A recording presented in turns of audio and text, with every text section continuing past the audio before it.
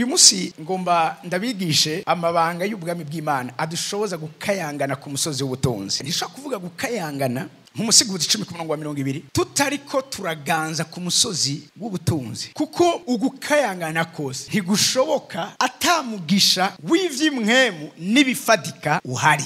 Kandi turaza kwibona mu ijambo ry'Imana ni vyavuye ku Mana. Nta muntu numwe yareshije muri buno buzima akora ubwami bw'Imana yumvira ingingo zose n'amategeko yose y'ibijanye n'ivy'ubwami bw'Imana. Uwo muntu yagiye asiga umwenda kubaje inyuma yiwiwe. Uraza hari ibintu vyinshi tubwizwa kwanga muri kimwe uyu munsi gitumye ishengero ry'Imana, ishengero rya Kristo muri kino gihe rifatwa nabi. Ni kubera ko tarako turagendera mu mugisha Imana ateguriye ubuzima bwacu kubijanye no kwagura ubwami bwayo. Ntukavume umwami eka naho vyo mu vyimviro vyawe, kandi ntukavume umutunzi naho uwoba haruguru mu mpeti. Hari abantu babiri batavumika birivuze, umwami n'umutunzi. Abatunzi bavumwa n'Imana, mbwa bose abantu babavuma. Iyo umuntu amaze kugera ahantu amena uyu mushiki akaganza kuri uyu musozi, umuntu umwe wenyine yemeye kumuvuma bigakunda numwe gusa n'Imana, ariko nta muntu yoshobora kuvuma umutunzi. Ikijambo ry'Imana rivuze rimwe na rimwe natwebwe ubwacu hari gihe imivumo y'abatuvuma idufata kubera ko tutarashika aha, ariko wamaze kugera ahantu sije ndiko ndabivuga aha hantu n'ahantu ushoye kukuvuma wenyine cyangwa kuguhagarika wenyine si umuntu ni Imana gusa. Rero ico Imana igomba ku buzima bwacu nuko ishengero riba ahantu aho ata muntu wo kurihagarika kiretse Imana gusa ishatse kurihagarika. Réveil itusha amadomene yose agize ubuzima bw'abantu. Na réveil atabitaro biteye imbere dufise mu gihugu. Na réveil atamashure afisa bigisha bari qualifié ahari. Na réveil ishoboka atamabarabara dufise. Ivyo rero si ibintu tuvuga mu ndimi ngo bice bihaba. Nuko isengero twigishwa ama principe y'ubwami bw'Imana adushoboza kuganza kuri uyu musozi, kuko vyarahimba Imana kutugira imitwe apana imirizo, kutugira abo hejuru apana bo hasi, kutugira abimbere apana binyuma. Nta kuna kumuraze mu bikogwa vyazanye Yesu kuza kudupfira harimo igikogwa cyo kudukura ku muvumo w'ubukene wazanywe n'ivyagezwe. Bivuga ngo ni muri abuntu bw'Imana. Uwo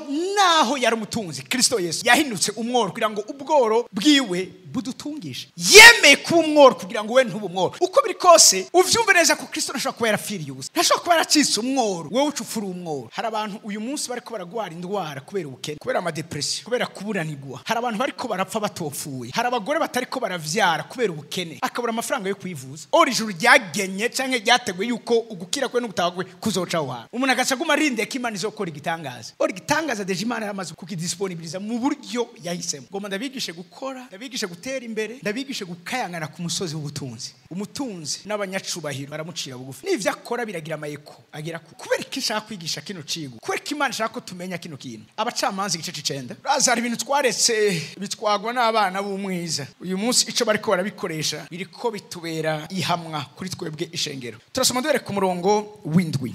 Umwerayo uranse, umwerayo ni uvamwo amavuta ya Elayi. Wanse guheba icubahiro ufise ku bantu no ku Mana kubera amavuta yayo. Wanka guheba ivyo kugira ngo ushobore gutabara. Biriko biromdera umwami. Uyu n'umugani ugana kariho. N'umugani representa ibijanye n'ubuzima bw'abantu. Bashatse umwera ko barabona mu ivyiza. Mbwa buranse. Urikunze wanse kugira iki guheba ivyari cubahiro kuri wo kugira ngo uje kugira neza ubuzima bw'abandi. Uri bwo buzima bwacu kenshi bibarira umusukoni. Umwerayo uranse. Wewe nuza ariko wewe utuga umviriza umusukoni nawe ngene bavuze. Umusukoni uravyishura uti mbega ho noheba uburyohe bwanje n'isukoni zanje nziza ngo nje kwirirwa ndahungabana hejuru y'ibiti, maze ibiti bibarira umuzabibu biti ntuzeweho utuganza. Umuzabibu uravyishura uti mbega ho noheba vino yanje inezereza Imana n'abantu ngo nje kwirirwa ndahungabana hejuru y'ibiti. Umwerayo uranse, igiti cy'umusukoni kiranse, igiti cy'umuzabibu naco nyene kiranse. Zose birafise ibintu vyiza biri kuri vyo, nivyo byariko biratuma babisolicita kugira ngo bibe umwami, ariko vyose biranse. Guheba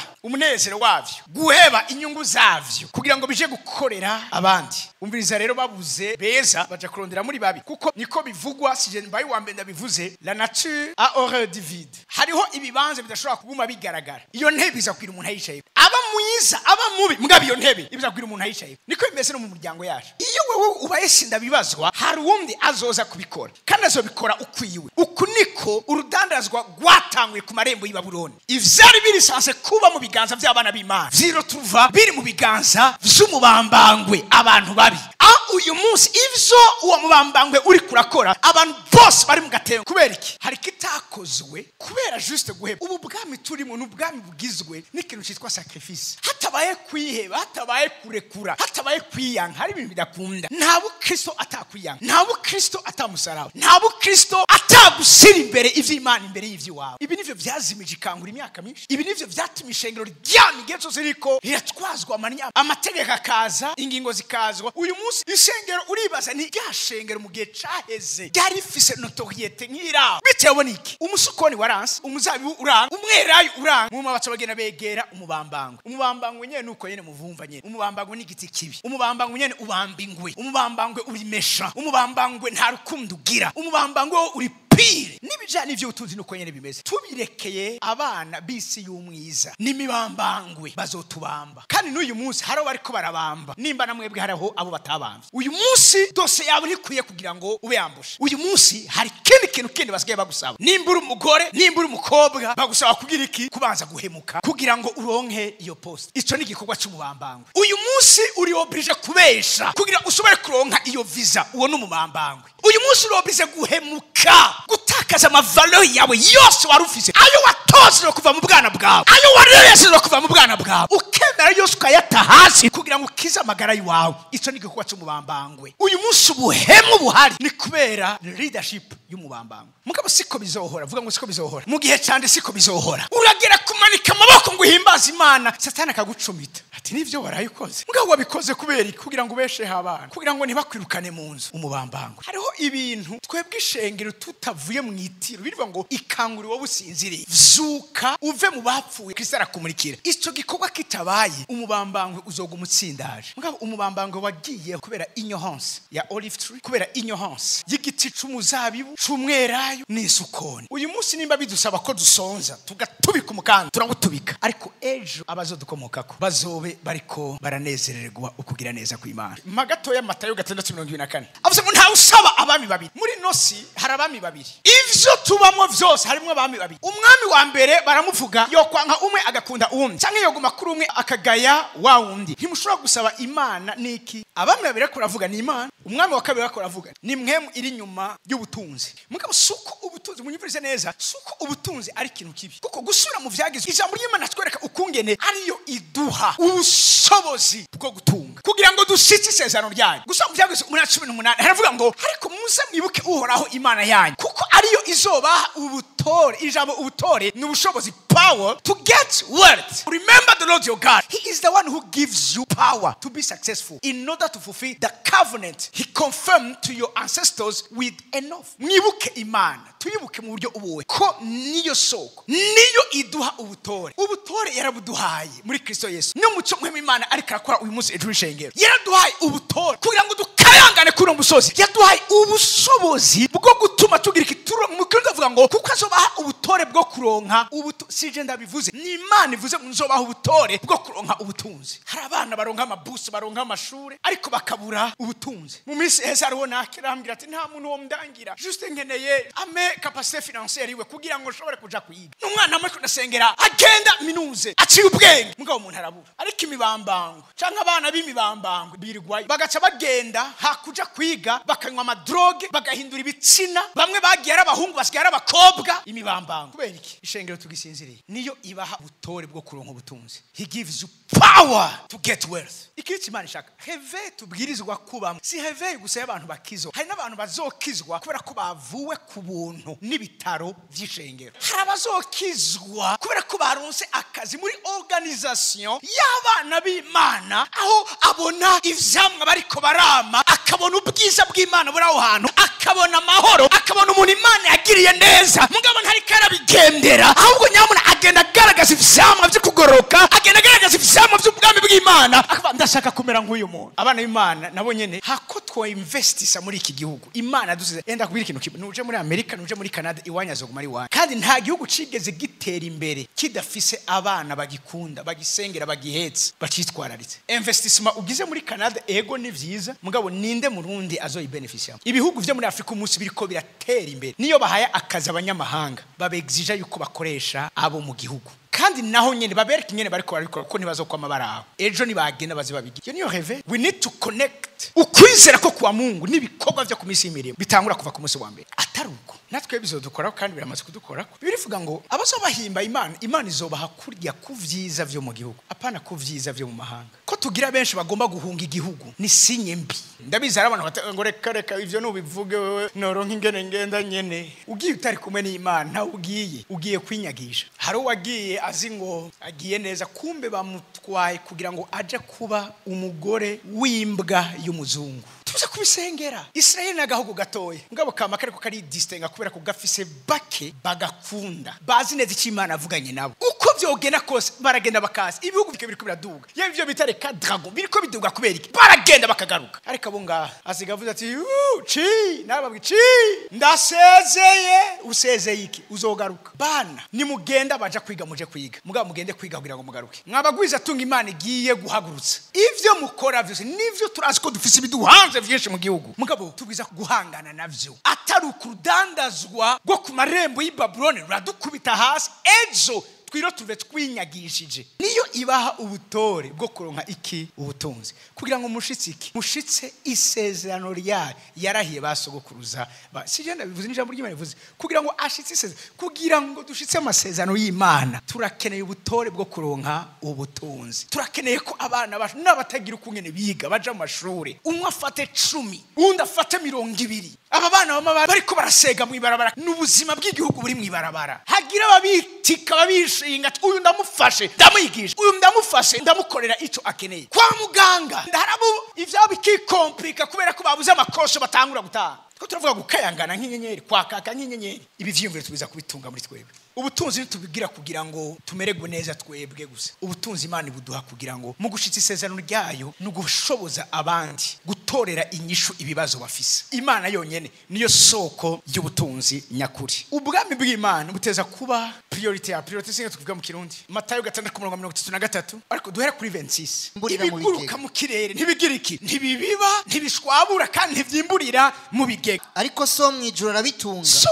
mwijuru arabitunga badata mwijuru atunga ibiguruka vyo mu kirere mwebwe ni mubiruta cyane kubera kuri yihebura ivyo udafise umunsi n'imisiba kutazobigira imbuto ikugira udasanzwe yaramaze gutegwa mwivu imbuto ikugira udasanzwe yaramaze kubibwa mwivu urazi iyo umurimi yabivye iyo umurimi yateye n'ivyashobora gusekezwa n'ubukene mugabo arafise ivyizigiro yuko hasigaye igihe gitoya ivyo yimpuye bikamuha umwimbu ibikugize ibitugize imbuto yavyo yaramaze kubibwa icyo Imana igusaba rindira wihanganye rindira urorere kuko utazobura kwimbura Himwihebure vyoroshe uyu mwanya nivyo ntibiri disponible mwana ntibizwa ko bitari disponible biri ahantu biriko biratunganya abahembwa ku kwezi hari igihe ugenda kuri konta kugira ngo imishara ntirashikako mwana ucu ugenda kwiha umugozi ngo ntayo wasanzeko ico ko rugirika bimaze gushikira ucu ugenda ugaturiza cyangwa ukabaza cyangwa ukajura aca kubaza mugabo urabizi neza nimba warakoze ego nivyo igihe wabishakira si ubiboneye mugabo uzobibona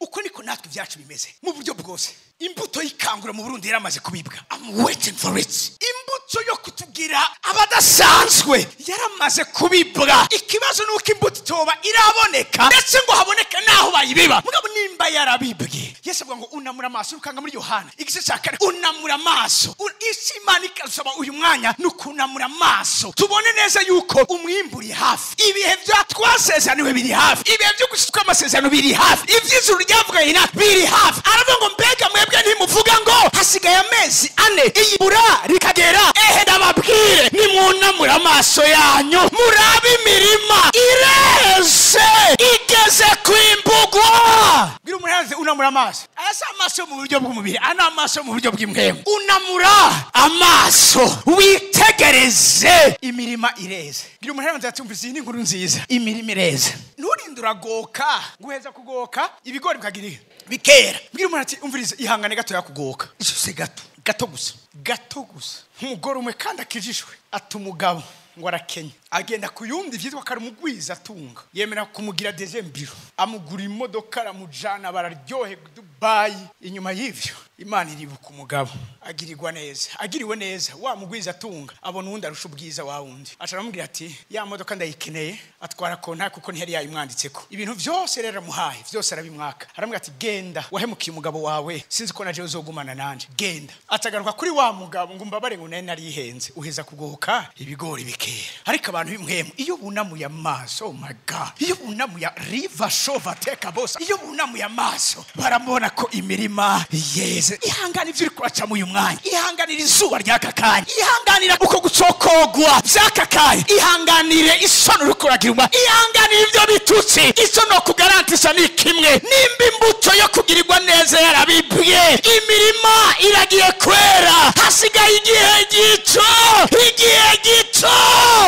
Magacho abikono wa kabiri kane ku murongo wa 16 nico gituma tutihebura hewe none we bigenda gute wowe ibanganiriye ibanga ryanje ryo kutihebura nuko naho umuntu wanje wo kuruko bari karabora umuntu wanje w'imbere yamahinduka musa uko bukeye inyuma ntibisa neza mugabo indane narivuze indane umuntu wanje w'indane ari karubako umuntu wanje w'indane ari karakogwa umuntu wanje w'indane karahingurwa hasigaye akanya gato Imana ikamuhisura hasigaye akanya gato Imana ikamwerekana nico gituma tutihebura na umuntu wacu kuruko bari karabora umuntu wacu w'imbere yama ahinduka musha uko bukeye ku murongo wa 17 kuko amarushwa yacu aho ahutse yakanya kanone n'amarushwa yacu ubwambe na mbere aho ahutse yakanya kanone musoza ngo for our latter affliction which is for a moment sivye bihe vyose which is for a moment n'ivyakanya kanone which is for a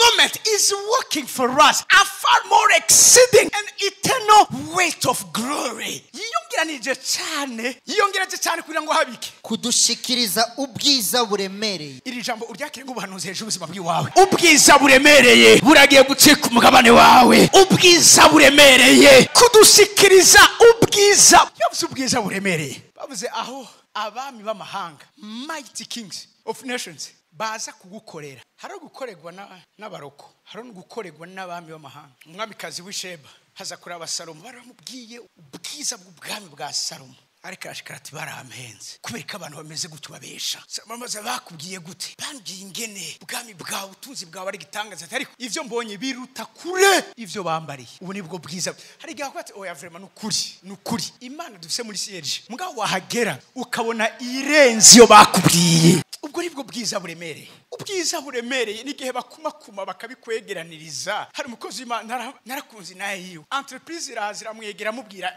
yubakisha amazu ikagurisha amazu real estate irazira mubwira ati mukozi w'Imana tuzi neza Imana yawe utwemere tugusabe faveur ubwa mbere na mbere utwemerere ube mu baktionnaire ariko nta mafaranga utanga wowe umtahe wawe n'ubwiza bw'Imana buri kuri wewe number 2 utwemere ahantu hose tuzokubaka amazu yo kugurisha tuze twame tukubakira nawe inzu yiwawe aho hantu muri ico gisagara kugira ngo bitubere ubwugamo na protection muri business yacu ubwo n'ubwiza buremereye reka mvugishe gatoya nigigugi kivukira icarimwe nigihe umuryango wawe wihanira umunsi umwe nigihe ingumba mwari mufise mu muryango zivyarira igihe kimwe nigihe banyarutsari Imana ibibuka Imana ibagenderera Imana ibahindurira ubuzima ubwo nibwo bwiza buremereye aya mashusho rero yiyongeranije kugira kudushikiriza ubwiza nta kintu turindiriye nta kintu kitugumije mu gisagara turindiriye ubwiza buremereye Imana yasezeranije ubuzima bwacu ari umwana muto mu 2004 niho nereka ubwo bwiza buremereye Imana izosuka muri kino gihugu gena muri Hagayi agace ca kabiri murongo wa mbere avuga ngo mu kwezi kwindwi ku munsi wa 21 ijambo gihora ryavugiye muri Hagayi wavugishwa nawe ritenda barira Zerubabeli umwe atwari Buyuda mwene Sheyalitieli na Yesu umuherezi mukuru mwene Yehozadaki n'amasigarira y'irihanga n'amasigarira nubwo bose bogenda wowe amasigarira nubwo bose babivamo wowe usigare mu masigarira ngo hari umuntu acisondesha mino misara abantu je twisondesha babidutuka koreka basha reka ube mu masigarira yabisondesha abandi babivuyemo wowe uracagira amakesha reka ube mu masigarira yabagira amakesha uracakunda Imana nkume kwake nukuri ndi mu masigarira kandi siniteguye kubivamo ba mu masigarira umurize rero murongo wa 3 ninde yarabonye ubwiza ingoro yahoranye ubwa mbere ubu ho muyibona muti ubusingubusa ibi nivyo bihe turimo ubusingubusa mu maso yanyu yamara noneho rema ewe Zerubabeli rema Imana ivuze ngo rema nubwo ubu asigaye ubwiza igihugu cyahuranye, ubwiza ishengero rya Kristo yahuranye, ubwiza imiryango yahuranye, ubwiza nyene bwa mbere nubwo butakiriko buragaragara, ariko rema nikoraho nyene ingabo agize nawe nyene rema. Ewe Yosuwa umuherezi mukuru, kandi namwe mu gihugu cyose mwese nimureme nikoraho agize, kandi mushireko mugiriki mukore virgule, kuko ndi kumwe namwe nikoraho nyene ingabo agize, nkuko ijambo ryanje riri n'abasezerane igihe mwava muri Egiputa, kandi mwemu wanje akaba muri mwebwe, nuko ndimutinye. Hasigaye kangahe? Maze mu gihe gitoya ngatigitisha ijuru n'isi n'ikiyaga. Hasigaye insuro nyinshi, hasigaye rimwe siyezi, hasigaye rimwe abapapa muri siyezi, hasigaye rimwe abamama muri siyezi, hasigaye rimwe ubwaruka bwo muri siyezi, hasigaye rimwe ivyagiye kwikorera havyo tuzi, kandi nzohindisha amahanga yose agashitsi, kandi ivy'igiciro vyo mu mahanga yose bizoza, nanje nzokwinjiza ingoro ubwiza nikonye n'ingabo agize with amafeza yaje n'amazahabu nyene n'ayande nikoraho nyene ingabo agize. Uviriza ikintu ndiko nababwira, umurongo w'icenda, ubwiza bwo hanyuma buzoba hejuru ya the seat of the living God. Ubwiza bwa nyuma buzoba hejuru y'umuryango wawe, ubwiza bwa nyuma buzoba hejuru ubuzima bwawe, buzorusha ubwa mbere. Kandi aha hantu muri wewe, mu mutima wanje, mu mutima wa naka, aha hantu muri ingoro, aha hantu muri iki gihugu, aha hantu ku Musaga, aha hantu mu Kinanira, Imana avuze ngo nzohaha amahoro nikoraho nyene ingabo agize. Hasigaye rimwe gusa Imana ikuzuza iyi ngoro, yafite amazahabu n'amafeza n'ayo iwanyu, ivy'agaciro n'ivyo nibitari ngaha vyagiye bizogaruka. Rema rero, ngira umuntu ati rema rero, rema agiye kukuzuza ivy'agaciro vyose, agiye guhindisha agashitsi imisozi, ibicaniro vyose vyahoze bigwanya ubuzima bw'iwawe, ivyibwe vyose ku marembo y'Ibabuloni atana kimwe kivuyemo, byose biragiye kugaruka. Rivuga muri Korinto wa 2:18 ngo iboneka n'ivy'akanya gatowe, ariko ngo bitaboneka n'ivy'ibihe bidashira. Ubakira ubuzima bwawe ko utari kurabona. Ntiyaturemeye kunanizwa, ntiyaturemeye kugoka, ntiyaturemeye kumaramara, ntiyaturemeye guhora igihe twitsa umutima, ariko yaturemeye gukayangana mu gihe cyacu, yaturemeye kuganza mu gihe cyacu. Umaze kurema umuntu yamuhaye amategeko 5, niyo ngo Imana iramuhezagira, iramubwira ngo rondoka, gwira, wuzure isi, uyiganze, ongera ubitegeke. Namwe mbona Imana yigeze irema, mu kurema yashizeho option yo kuganzwa, utegekwa, kuba mu buja. Imana yahezagiye umuntu imubwira ngo agwire, multiply, gwira, ganza, tegeka. Nicyo twavukiye.